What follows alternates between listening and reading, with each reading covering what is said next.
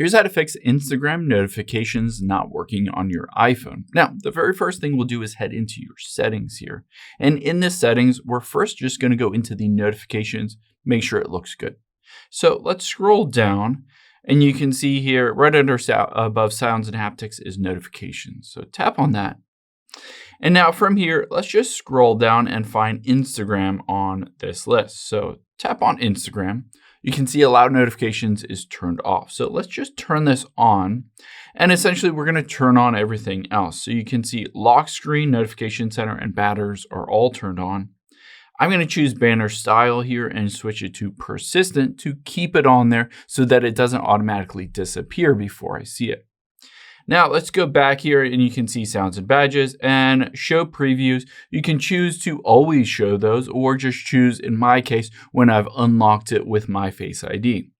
Now we've turned on those notifications in here, but we need to go back and turn on and make sure notifications look good on your phone itself. So at the very top here, you're going to choose, I would recommend list here or stack. If you choose count, then it's fairly hard to see that you got those notifications and see what they are. So I always switch it to list over here.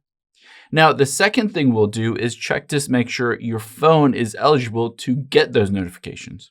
So let's go back here and tap on focus mode. So if you have a focus mode turned on, then potentially you're not getting notifications because it is silencing them. So you can see YouTube is turned on here. I can tap on apps and hit add app. And then I'm just going to search for Instagram on here and add that to that list. So now I get notifications from Instagram. I can also choose to just swipe down from the top right and toggle off the do not disturb or whatever focus mode you have turned on. Just turn it off right here and then you won't need to worry about it. Now, the next thing we'll do is hop out of here and do some steps in Instagram itself. So let's open up Instagram and tap on the profile button at the bottom right. Now, at the very top right, let's tap on those three lines. And you can see here, midway down is notifications. So tap on that. Now, there are a couple different things. One is sleep mode. So if you have sleep mode turned on, then essentially starting from a certain time to another time, you won't get any notifications. So make sure your sleep mode is turned off or it's just set to whatever you want it to be set to. And then, of course, at the very top, if pause all is turned on, then you just turn it off. Now, what we need to do is go into specific messages or specific items that you do want to get notifications for.